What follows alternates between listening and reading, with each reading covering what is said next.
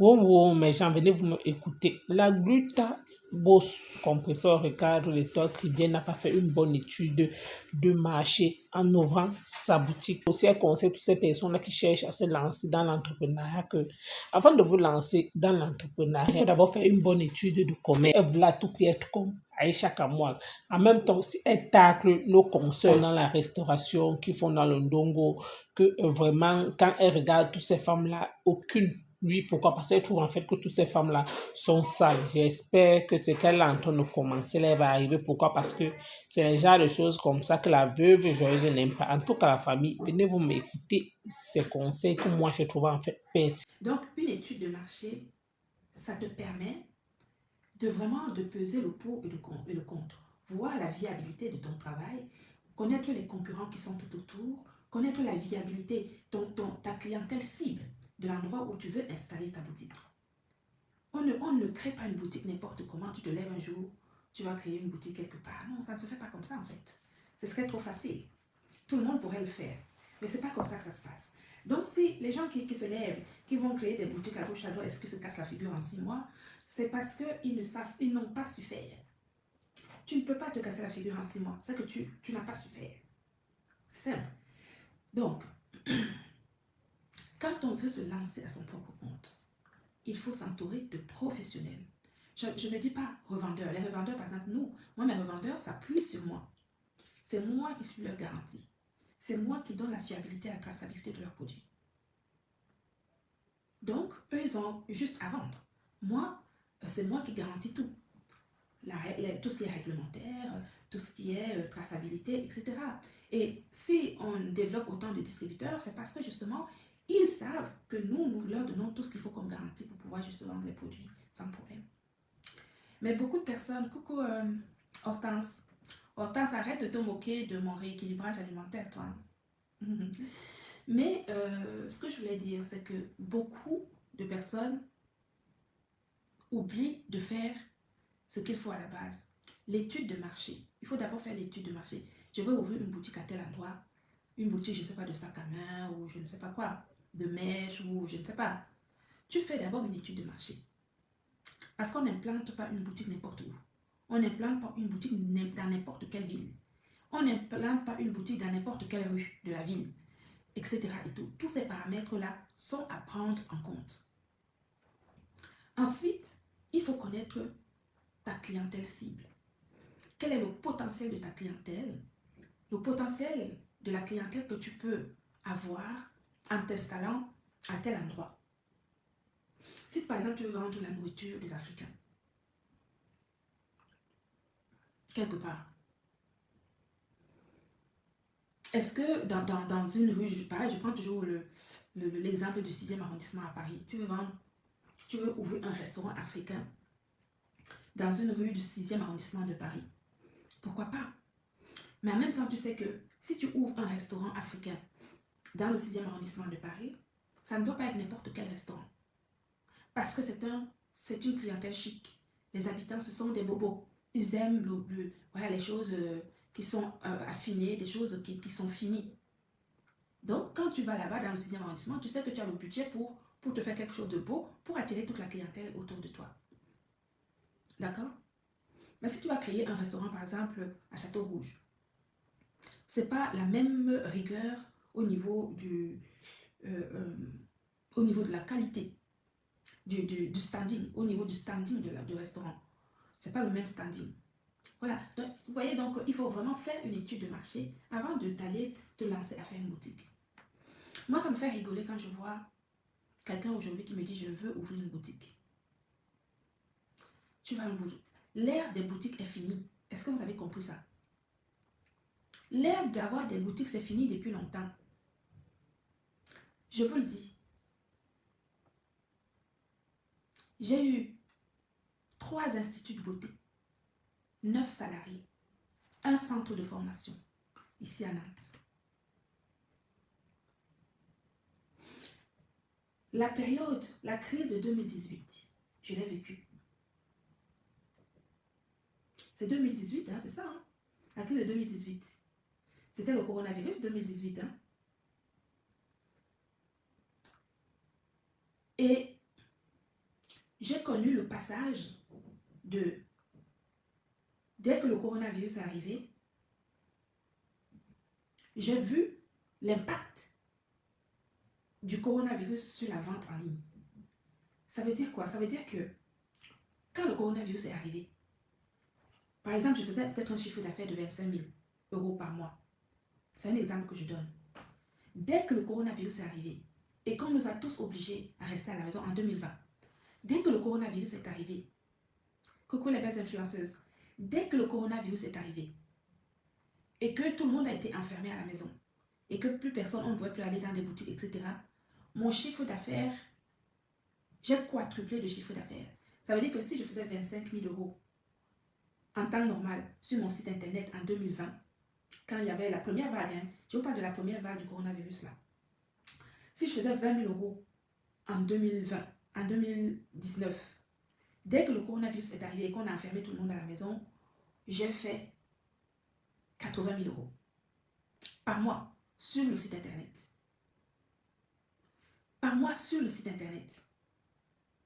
Est-ce que vous voyez la différence entre quand tout le monde pouvait encore sortir et aller faire du shopping dans les boutiques, etc. Quand on a enfermé tout le monde à la maison et que plus personne ne pouvait sortir, mais les gens achetaient tout par Internet. Et donc, moi, par exemple, je vous donne un exemple concret, vraiment. Si en 2019, par exemple, je faisais 20 000 euros, dès qu'on a enfermé tout le monde à cause du coronavirus, j'ai fait 80 000 euros de chiffre d'affaires sur le site Internet. Donc, 4 fois plus. 4 fois plus. Et je peux vous assurer que depuis ce temps-là, rien n'a changé.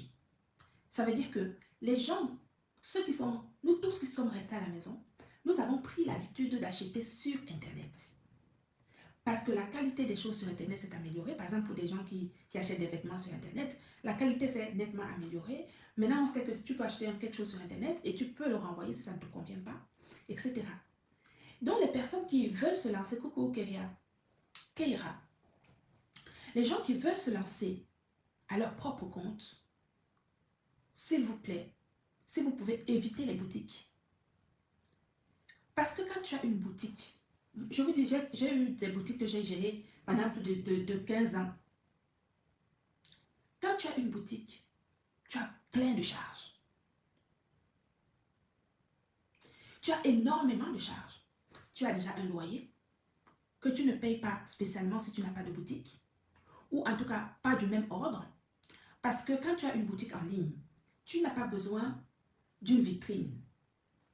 Donc, tu peux avoir un entrepôt. Et un entrepôt, ça ne coûte pas, le loyer ne coûte pas aussi cher que si tu as une belle boutique avec vitrine. Est-ce que vous comprenez? Donc, quand tu as une boutique, tu as d'abord une présence physique de 8h30 à parfois 20h, voire 21h pour certains commerces comme les bars. De 8h à 20h, voire 21h pour certains commerces. Donc, ta vie personnelle, quand tu as une boutique, en prend un coup. Ça, il faut d'abord que tu commences, tu te rentres dans ton local. Tu payes ton loyer, les prévisions sur charge, à payer les charges sur les produits que tu n'as même pas encore vendus.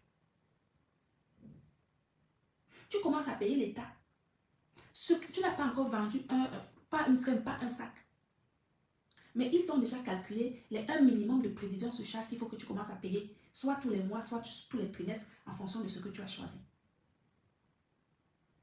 Entre-temps, tu n'as pas 2 clients qui sont rentrés dans ta boutique. Hein. Tu n'as pas 3 clients qui sont rentrés dans ta boutique, mais tu commences déjà à payer le SAF. Il y a la taxe foncière des entreprises. La taxe foncière des entreprises qu'il faut payer.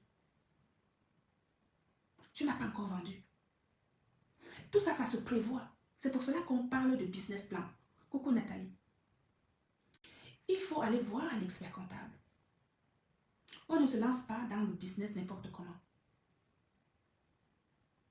C'est pour cela que beaucoup de nos frères, de nos soeurs se cassent la figure. Parce qu'ils ne maîtrisent pas. Ils ne connaissent pas. Ils ne connaissent rien. Chaque chose, ça veut dire que quand le SAF leur envoie un truc à payer, ils sont surpris. Ah mais pourquoi est-ce que le SAF m'envoie ça pour payer, etc. et tout. Mais c'est le fonctionnement de l'État. C'est comme ça.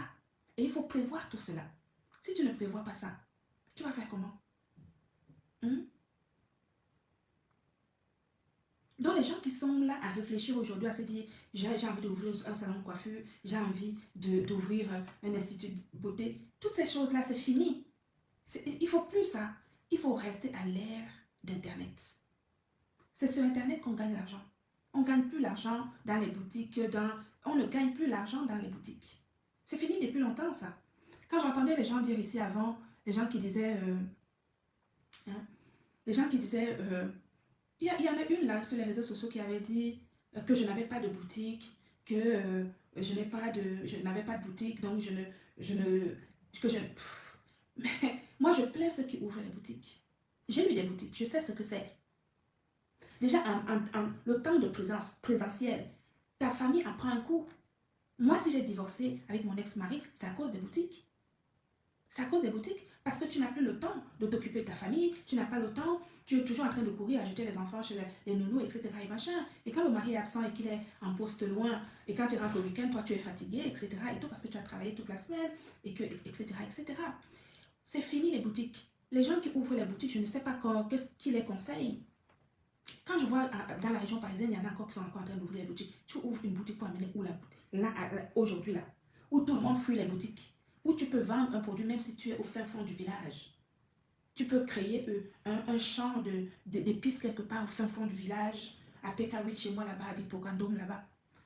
Tu fais ça, tu montres ça sur Internet. Au jour de la récolte, tu fais tes sachets, tu les vends à partir de ton champ et tu envoies ça partout dans le monde.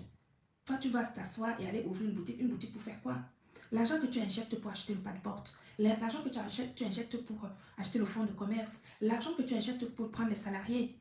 Quand tu as une boutique, tu es obligé d'avoir des salariés. Même si en ligne, tu es obligé d'avoir des salariés, mais ce n'est pas pareil. Ce n'est pas la même chose. Tu es obligé de faire un dépôt de bilan. Et un dépôt de bilan, c'est compliqué à faire.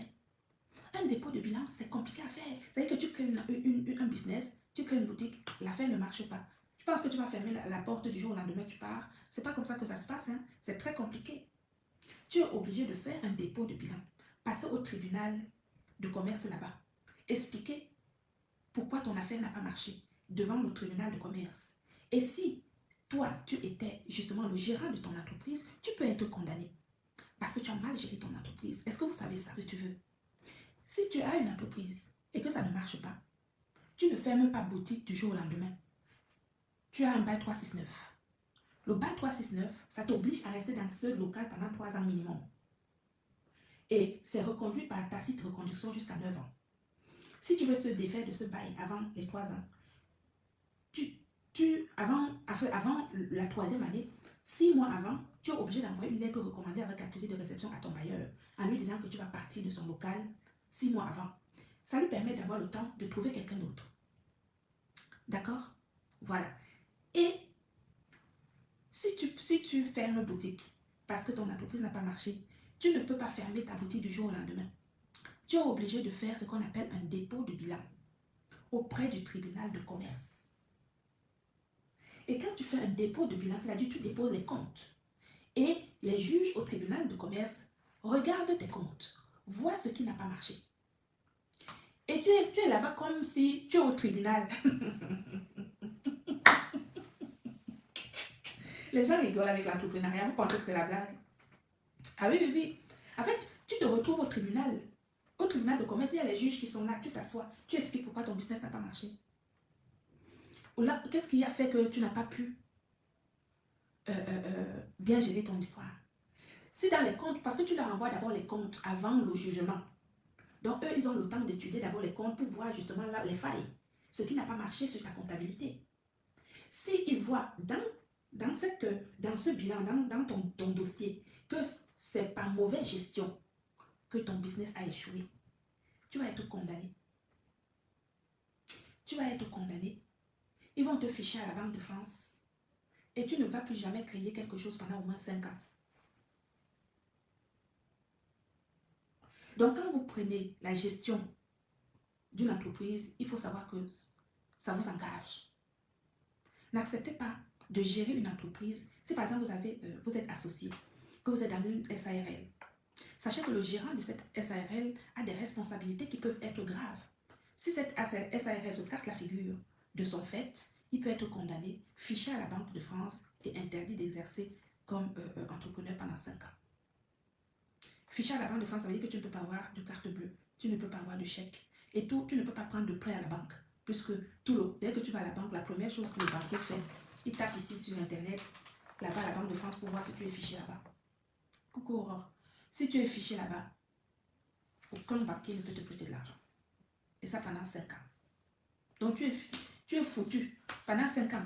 Donc si tu n'as pas une autre formation que tu peux faire, et ça ne suffit pas. Ça veut dire que non seulement il t'a fiché que tu ne peux pas avoir d'emprunt à la banque, que tu ne peux pas te réinstaller pendant 5 ans, mais tu peux avoir aussi des dettes. Ça veut dire qu'ils vont prendre tes revenus. Là-bas au tribunal de commerce, ils vont prendre tes revenus. Si parmi les créanciers, parce que dans ton dossier, il y a toujours des créanciers. Les créanciers, c'est quoi? Ce sont des fournisseurs. Si tu avais des gens qui t'envoyaient des mèches, des fournisseurs qui t'envoyaient des mèches que tu n'as pas payées, je ne sais pas, qui t'envoyaient des sacs que tu n'as pas payés, toutes ces dettes-là ils font la liste de la dette. Donc tu dois de l'argent à tout ce monde-là. Et ils vont voir quels sont tes revenus à toi que tu as par ailleurs. Ils vont récupérer tous tes revenus. Ils vont essayer de prendre l'argent dans tes revenus qui te viennent d'ailleurs, en te laissant juste le minimum vital pour pouvoir payer justement ces créanciers jusqu'à échéance, jusqu'à ce que ça finisse. Des choses de qualité. D'accord? Il faut s'entourer des professionnels. Il faut d'abord avoir un expert comptable. Soumettre votre projet à un expert comptable. Demander à un expert comptable de vous faire un prévisionnel. De vous faire même une étude de marché. Un prévisionnel, une étude de marché. Pour voir la viabilité de votre projet. La viabilité de votre projet. Beaucoup de gens, c'est dommage. Moi, quand je vois des gens, par exemple dans ma ville de Nantes, il y a des endroits ici à Nantes où il ne faut pas aller. On ne crée pas un commerce n'importe comment, ça me fait rire.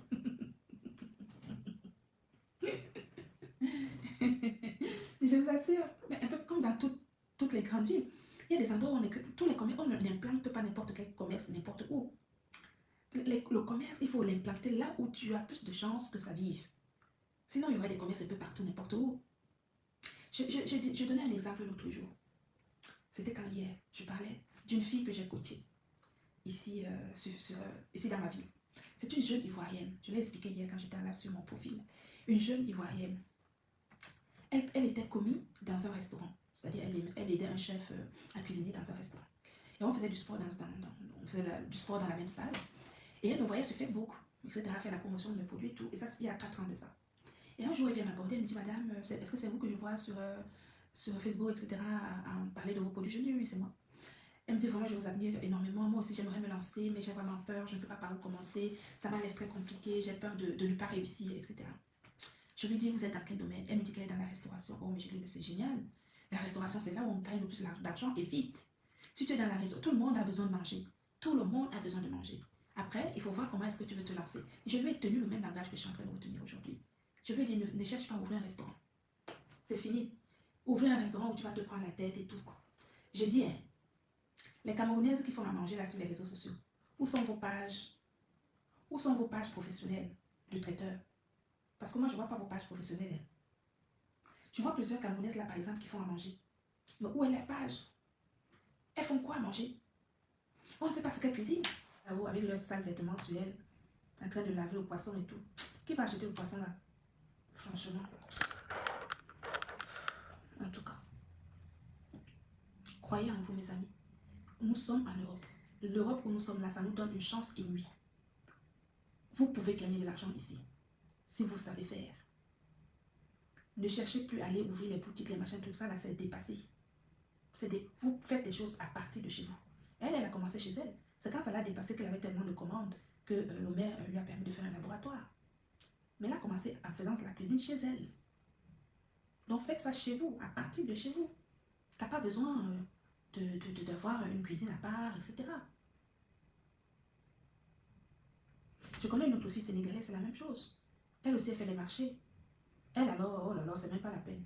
Tu rentres chez elle, l'autre jour, j'ai commandé un tchèque chez elle, c'est une amie.